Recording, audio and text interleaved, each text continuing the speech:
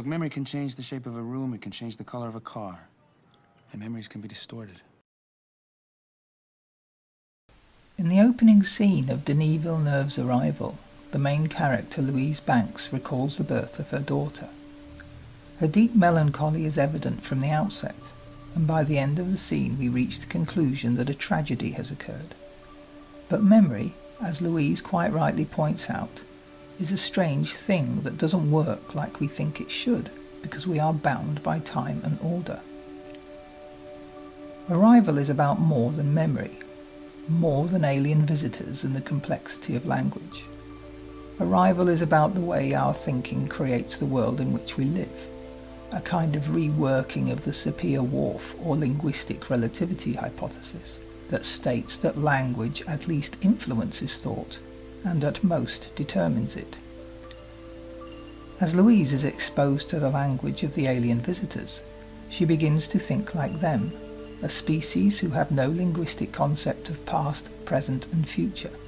Temporal cues are important when we need to recall events that have occurred, and we often employ temporal landmarks to do this. Such as, I know we went to London in January because it was a couple of weeks after Christmas. We use memories of events to estimate the period in time when another event took place. Arrival proposes that if our language has no concept of time, we will experience our lives differently, without a conceivable chronology. Christopher Nolan's Memento takes a different approach to memory, both in its narrative and the way the narrative is filmed in reverse. The protagonist, Leonard Shelby, searches for the person responsible for the death of his wife, but Leonard suffers from a condition known as anterograde amnesia, which means he is incapable of creating new memories. Well, that's the thing. I have this condition. A condition? It's my memory. Amnesia? No. It's different from that. I have no short-term memory. I know who I am. I know all about myself. Since my injury, I can't make new memories. Everything fades. If we talk for too long, I'll forget how we started, and next time I see you, I'm not going to remember this conversation. While Louise Banks begins to confuse past, present and future, Leonard exists in a perpetual present, having little knowledge of how he came to be there. He attempts to fix this problem by tattooing important information on his body and continually taking Polaroid photographs to remind himself of what he needs to do, the people he can or cannot trust, and what he has already discovered.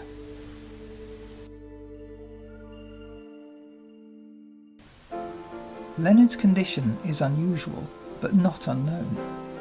Clive Waring has one of the worst cases of amnesia ever recorded. Clive's short-term memory is only around 7 seconds, not long enough to form any new memories. In a healthy brain, our short-term memory should be able to hold on to information for much longer, at least 3 or 4 times longer than Clive's. Much of this information will still be lost, but a great deal will be transferred to long-term memory, where it can potentially last indefinitely. In 1985, Clive contracted a virus that attacked his hippocampus, an area of the brain vital to memory consolidation. Since then, he can't make new memories, even though he remains a skilled musician. He can remember many events from before his illness, but does exhibit some long-term loss, known as retrograde amnesia. Despite this, Clive's ability to play the piano isn't affected. Skills such as playing an instrument or riding a bike are known as non-declarative memories. They are much more resilient to damage and are stored in a different area of the brain to declarative memories, such as the memories of our life or the facts we accumulate over time.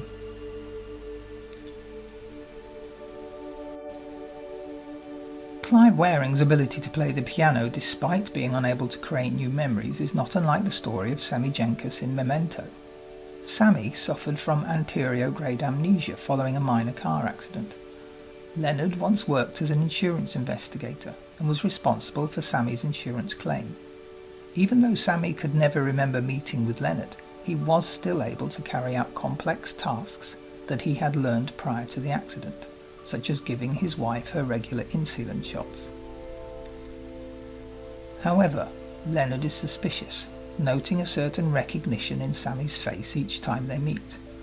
Leonard arranges some tests, hypothesizing that Sammy should still be able to learn through conditioning. Conditioning is a very simple type of learning that occurs when one thing is paired with another, resulting in a response. Eventually the response becomes automatic, for example when we instinctively leave a building when the fire alarm sounds, or pull our car over to the side of the road when we hear a siren. Through conditioning, it becomes easy to train animals to carry out unusual tasks by pairing a behaviour with a reward, usually food. Sammy was tested for his ability to learn through conditioning in a very simple way. He was asked to choose 3 shapes by picking them up. Only one carried a mild yet painful electric charge.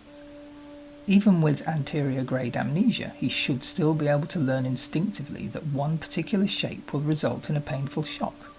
The fact that he didn't suggested to Leonard that his condition was psychological and not physical. We can now see not all memories are the same. Some are episodic, the memory of experiences, while others are semantic, our general knowledge, the facts we know. While these are examples of declarative memories, others are non-declarative memories, such as skills and those behaviours that have arisen via conditioning. Unlike Leonard, Jason Bourne wakes up with severe retrograde amnesia, resulting in him having lost his entire identity. He can't even recall his own name. I don't know who this guy was! I don't know about that picture! I don't know who I am! Such cases are extremely rare and most often found in individuals with severe brain damage or late-stage Alzheimer's.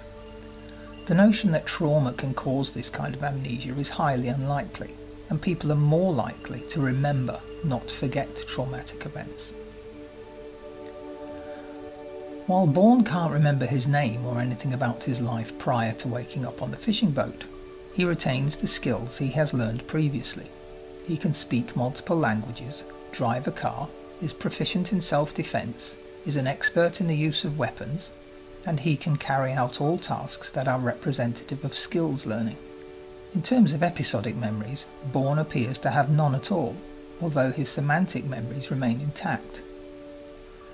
Bourne's amnesia is probably less feasible than Leonard's, at least in regards to physical damage to the regions of the brain responsible for memory. His memory loss is more likely to be psychological than Sammy's, and more closely resembles the disputed concept of repression, the unconscious hiding away of memories that cause us psychological and emotional pain.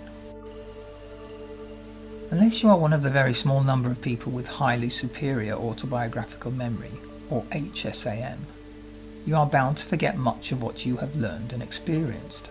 Forgetting is natural. In the curious case of Benjamin Button, Benjamin is a man aging in reverse, his memory fading as he becomes younger. Towards the end of the film, he begins to exhibit symptoms not unlike dementia. He also forgets how to carry out learned skills, like walking and talking. Not unlike Louise Banks in Arrival, his memory becomes confused and distorted, no longer bound to notions of past, present, and future. Should we discard the memories that cause us pain? In Eternal Sunshine of the Spotless Mind, shady pseudoscientists have developed a method that can erase specific memories. After Joel, played by Jim Carrey, discovers that his ex-girlfriend Clementine has had her memories of him erased, he decides to have the procedure himself. However, he quickly realizes that his memories of Clementine are an integral part of who he is, and fights to retain them. We are all the result of our experiences. Good and bad, and memories build up over time. Whether or not it is right to erase the memories that cause us pain is perhaps something we need to start discussing now, before the technology becomes available. But our memories are never accurate anyway, so what is it that we are erasing? Like Rachel from Ridley Scott's sci-fi classic Blade Runner, many of our memories may belong to someone else. People may have recounted a story to us, and our brain then encodes this information as if it were our own, or assimilates it into a similar one. Rachel is a replicant, a synthetic organism, but Rachel doesn't know this. because she has had real memories implanted into her neural network. These memories are not her own, yet they feel real, as does the life she never lived. The notion that many of our memories may not be our own, and those that are mere loose versions of the original, can be quite unnerving. But this reality also has far-reaching consequences. It would appear that evidence given by eyewitnesses in court can never be accurate, and in some cases barely resemble the original event. Indeed, in experiments, psychologists have even managed to implant false memories into volunteers. The volunteers are then incapable of distinguishing real memories from the implanted ones. Our memories are everything. They are our past, present, and even our future. For without memories of the past, we would be incapable of envisaging what is to come. Even our imagination stems from our memories, the worlds we create in our minds, our daydreams and future plans. But in our memories lie our regrets, the decisions we did and didn't make, the roads we wish we had taken. To lose our memories must be, as Clive Waring puts it, like death. Our lives are also full of excitement, wonder and love.